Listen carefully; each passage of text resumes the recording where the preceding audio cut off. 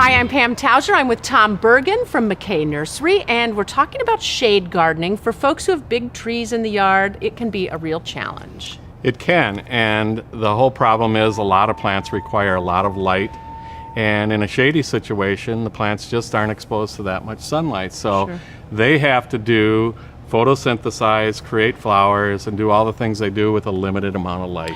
And most people know hostas will grow in shade, but this is a beautiful variegated. You can get a lot of different mileage from a hosta plant. Pam, there are literally thousands of species of hostas that are available.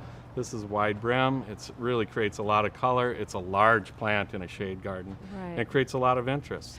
And then you can have blooms. You can. Contrary to popular belief, it Yep. doesn't just have to be hostas. It doesn't. You're not restricted to just one species of plant material. Okay.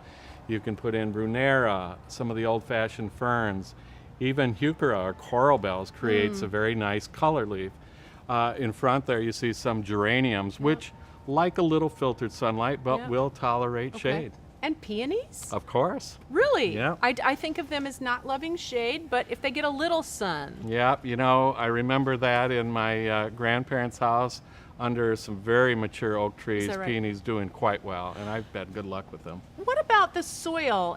Does it tend to be more moist in the shade? Is there more of a challenge? That's the benefit. You don't have to water as much, Yeah. so the maintenance is lower in a shade Right. garden. But you definitely always want to keep a good layer of mulch over the top of the plants, and they Okay. do best when it's well drained and mulched. And all of these will take just a little sun, dappled sun, and they'll be just Absolutely. fine. If you have some filtered sunlight coming through, it'll be just fine.